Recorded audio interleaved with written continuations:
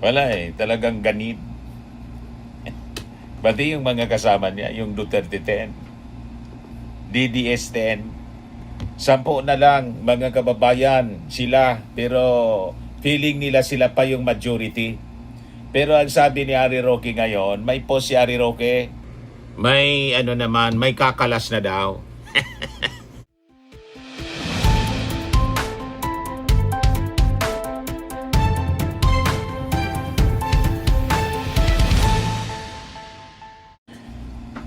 Hello po mga kababayan. So dito ulit tayo sa ating programa. Pag-usapan natin yung mga controversy sa politika.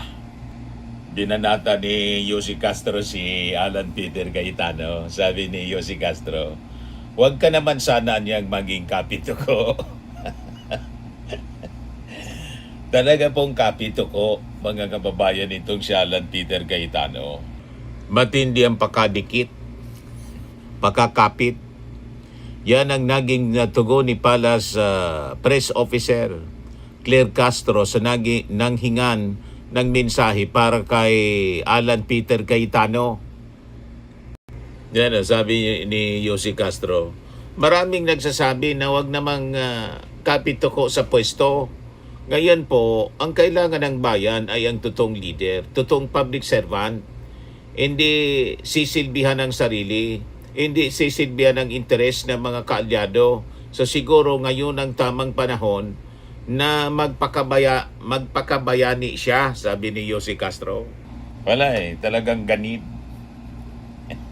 Pati yung mga kasama niya, yung Duterte 10, DDS 10, 10 na lang mga kababayan sila, pero feeling nila sila pa yung majority. Pero ang sabi ni Harry Roque ngayon, may post si Harry Roque, may may kakalas na daw. Sad, may isa na naman daw nakakalas para mawala ang mga kaso. Maleta prevails. Ayan ang ginagamit nilang propaganda na pag kumalas tulad ni Chis Escudero, may maleta. Sinisiraan ka agad mga kababayan para hindi lumipat. Lilipat yan kasi hindi sila lumipat sila. May kaso sila. Baka gumaan yung kaso nila. Di ba, mga kababayan? Ang dami nilang ginawa ng mga katarantaduha na langan man hindi pa panagutin. Ngayon, i-share ko ito sa inyo mga kababayan na isang commentary ng isang nagpadala sa atin. Yung kanyang pananaw tungkol dito sa kaguluhan mga kababayan sa Senado. Patungkol ito dito sa DDS 10. Sabi niya, ang mga maruming laruan niya, mga peking sarsuela, at walang humpay na sablay ng DDS-aligned senators ay isang despiradong legal na diversion. Correct. Legal diversion siya talaga. Legal diversion tactic na may iisang layunin lang niya sa tingin ko. Ang guluhin, i-railroad at i-discarril ang nalalapit na impeachment trial ni Sara Duterte, ni BP Sara sa Senado sa pamamagitan ng paglikha ng ingay at pag-atake sa kredibilidad ng mga taga-OSIC. Parehas yung yung aming pananaw mga kababayan. Yun din ang ating pananaw. Ganon talaga yung objective nila. Sabi niya rito, ang mga ikinikilos ng grupong ito ay hindi lehitimong pagganap sa tungkulin kundi isang malinaw na obstruction of institutional processes sa pag-aabuso sa legislative privilege. Correct, mga kababayan. Sa ilalim niya ng rules at rules of court at standard parliamentary procedures, ang bawat opisyal na pagdinig ay dapat na nakabatay sa konkretong ebidensya. Yung admissible evidence na tinatawag. Hindi sa mga testimonya na may kulay ng manipulasyon o pilit na binagong affidavits. Correct. Ang kanilang biglaang pagmamatigas sa mga posisyon, pagpopumilit sa remote attendance at pag-imbento sa mga saklaw ng force majeure ay tahasang pag-atake sa constitutional quorum, requirement at jurisdiction integrity ng Senado. Mismo, mga kababayan. Di ba? Ginagawa anya nila ito upang protektahan ang mga kaalyadong may kinakaharap na warrants, warrant of arrest, at higit sa lahat upang lumikha ng usok at salaysay ng political persecution. Pabiktim po. Makita ninyo ang tingin ng ating mga mamamayang Pilipino. Alam na nila pabiktim, pero sila yung nambibiktima. Nilalayo na niya nitong lasunin ang kaisipan ng publiko bago pa man magsimula ang formal na trial sa kaso ni VP Sara Duterte. So ang kanilang estrategiya niya ay hindi pagtatanggol sa batas, kundi ang pagiba sa institusyon upang iligtas ang iisang pamilya. Alatado na, mga kababayan, ng ating mga mamamayang Pilipino ang kanilang galawan.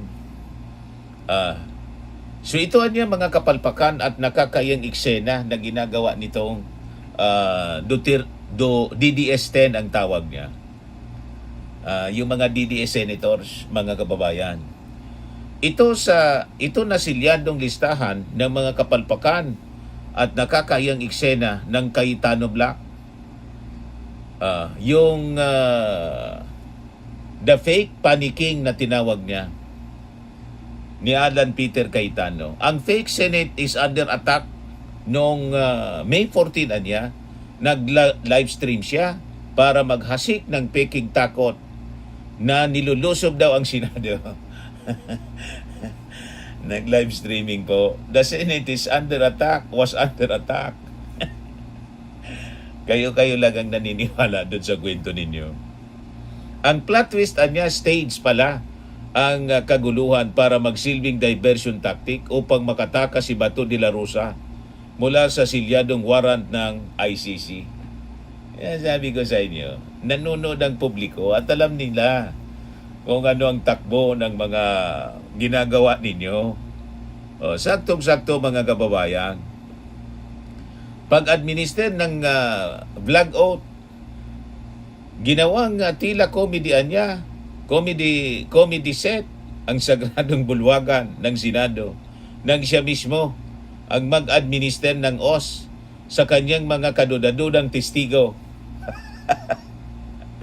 Labag ito sa standard procedure kung saan ang committee secretariat ang dapat na gumawa nito.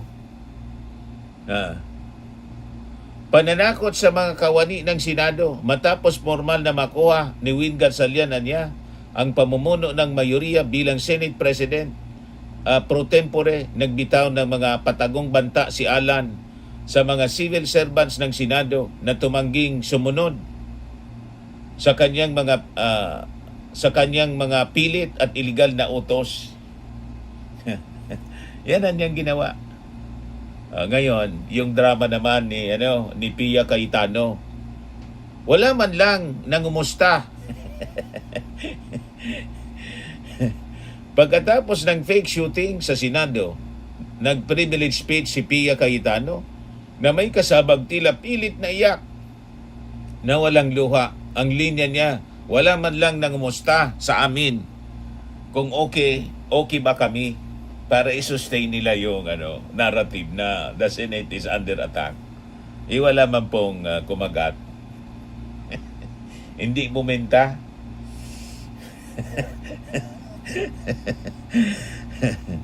Like seryoso ba? Politika at kapangyarihan ang pinag-usapan sa Senado. Hindi ito high school, barkada drama.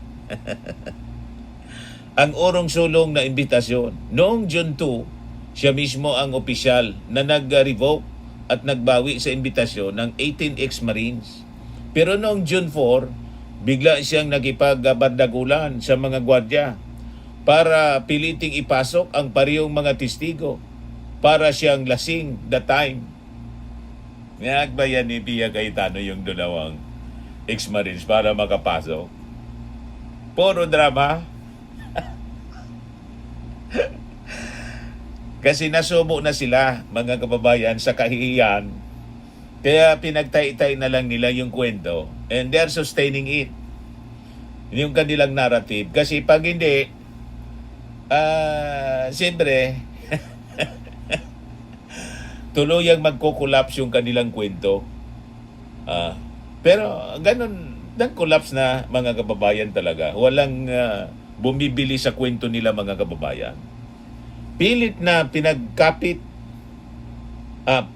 pagkapit sa chairperson seat kahit formal nang inihalal ng bagong majority si Senator Erwin Tulfo bilang lehitimong pinuno ng Blue Ribbon Committee, nagmatigas pa rin si Pia na kanya ang committee para lang ituloy ang bogus na flood control inquiry. Yon mga kababayan ng mga kaganapan. Tapos si Robin Padilla, the force majeure ultimate. Para i-justify yung pahintulutan yung mga senador na makukulong at tumataka sa batas tulad ni Bato de la Rosa na makakapag-participate pa rin mga kababayan sa sesyon ng Senado. Talagang winawalang iya yung Senado mga kababayan. Ang imbentong legal definition ng force majeure matapos mag-walk out ang minority dahil pilit na nire-railroad ng Cayetano Black ang electronic online voting rules para paboran ang nagtatagong si Bato. Nag-post si Rubin sa Facebook. Gate niya ang Middle East War, China-Taiwan conflict at El Nino.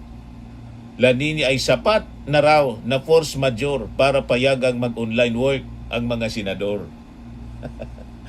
Ginawang katawa-tawa mga kababayan yung pati yung definition ng force majeure inamen. Dinagdagan niya. Grabing pambubula sa batas, ginawang kalamidad ang katamaran. Ang langya talaga ito mga senador ni Digong. Senador ni Sara. Tapos si Rodante Marcoleta, the scriptwriter without receipts. Ang wag kokorap bago ilunsad ang kanilang WAD na subcommittee inquiry, nagyabang pa sila ni Alan Cayetano na may pabantang wag po kayong kokorap. Wala man palang kwenta yung mga kwento mga kababayan ng mga witnesses nila. Puro butas-butas. 'Di ba? Mali yung kwento. Ang ending, netizens ang hindi kumurap nang makitang puro innuendos, chismis at zero evidence ang bitbit nila laban kay Martin Romualdez at iba pang mga personalidad. Pilit na pagbabago ng Senate rules. Siya ang pangunahing utak sa likod ng pagpopumilit na baguhin ang panuntunan ng Senado para payagan ng remote attendance sa mga sesyon. Nalata namang ginawa lang para protektahan ang kanilang mga kalyadong may kinakaharap na warrants. Correct. O ngayon, si Amy Marcos, the scripted shooting moon, sabi niya rito sa kanyang pinadalang commentary. Ang iconic, binabaril kami, acting line, noong gabi ng fake Senate shooting noong Mayo 14, todo drama at acting siya habang nagla-live sa social media. Ang hirit niyang walang kapantay. Ano ba naman yan? Binabaril kami sa loob, labas. Ginalaw ang baso para mag-asik ng fake panic. Para lang magsilbing diversion habang tinatakas ng chopper si Bato de la Rosa mula sa mga otoridad. Chopper ba yon? Hindi yata yung gumamit ba ng chopper? Yung kotse daw ni van ni Fortuner ni Robin Padilla. Ang di ko maintindihan excuse para kay Jinggoy. Todo himotok at rason din siya sa media patungkol sa pag-aresto kay Senator Jinggoy Estrada para sa kasong plunder nitong June 1. Sabi niya, hindi ko maintindihan bakit kinukulong si Jinggoy. Like plunder ang kaso, may batas tayo. Hindi niya maintindihan, no? Ayaw niya. Ayaw lang niyang intindihin kasi kaalyado niya. Dati po mga kababayan, ang reklamo ni Amy, bakit daw wala pang nakukulong? Nang may ikinulong, kasi kaalyado niya, hindi daw niya maintindihan. Bakit daw si Jinggoy ikukulong? Hindi niya maintindihan.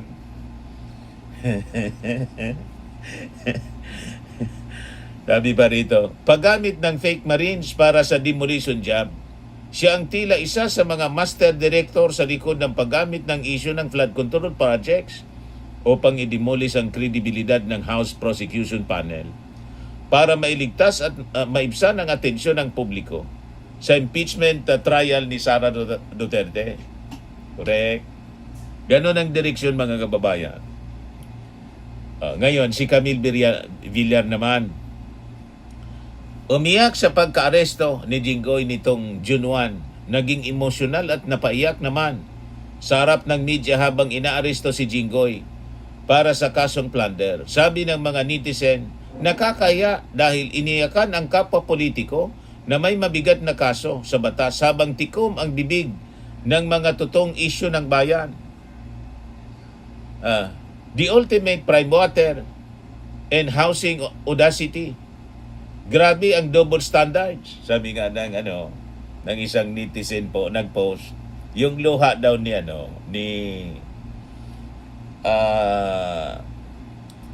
Camille Villar, mas marami pa yung daloy kaysa daloy ng prime water, yung nagsusupply ng tubig na pag-aari nila.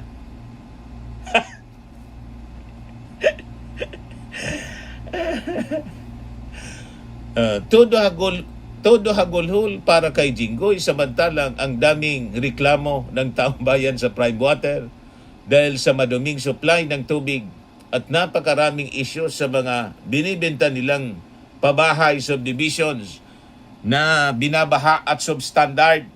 Kita na ninyo na katuloy lahat. Mas inuna pang iniyakan niya ang BFF na politiko kaysa sa mga customer at Pilipinong siniservisyohan ng negosyo nila. Zero legislative contribution, 100% acting skills at bad customer service.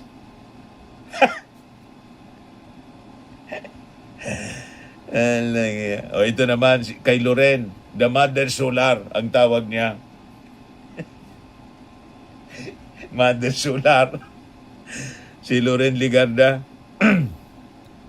Sabi niya, ang pag-welcome na may bula subtitle noong humarap ang 18 ex-Marines. Grabe ang pa-welcome at bula niya sa kanila.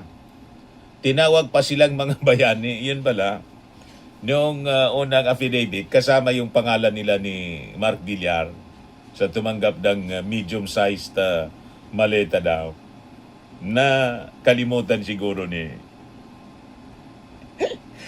Loren. Tinawag niyang mga bayani.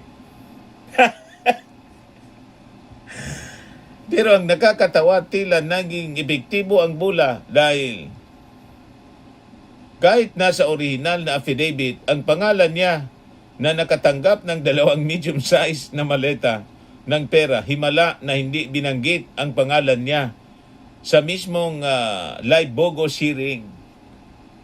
Hindi na binanggit doon sa hearing. Pero sa unang affidavit, nandun yung pangalan ni Loren. Dumanggap ng 2 medium-sized na maleta. So, bayani.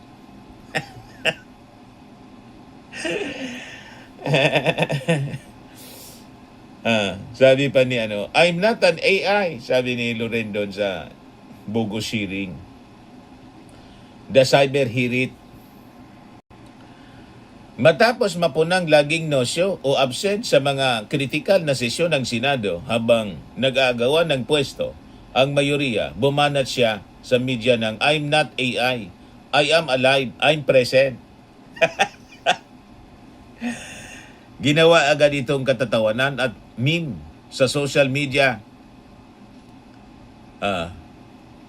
ng mga netizens dahil kailangan pa niyang patunayan na totoong tao siya na nagtatrabaho. Puro kasi absent, mga kababayan, yung dating majority kasi ayaw maagaw yung mga posisyon sa kanila. Nag-absent na lang. Ang Never Capito Proclamation habang nagmamatigas na ang konstitusyonal ang pagupo ni Senator Sherwin Gatchalian bilang bagong Senate President pro tempore, binitawan niya ang linyang never po tayong Capito abang panay naman ang labas niya ng mga apela para hindi matanggal sa pwesto. Puro baliktad yung sinasabi. Dahil sa mga isyong kinasasangkutan ng company ng kanyang anak, ayan tawag sa kanya dito, Mother Solar, binansagan siya ng mga netizens na Mother Solar. Nakakatawa para sa mga kritiko na kapag issue ng kalikasan at kuryente, todo salita siya. Pero kapag negosyo ng pamilya ang natichismis, bigla siyang umiiwas sa reporter.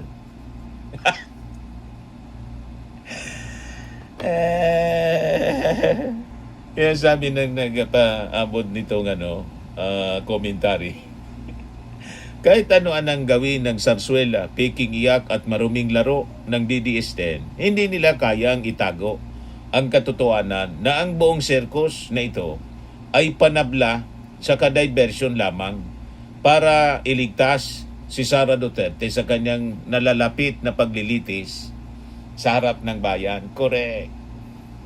Sakto.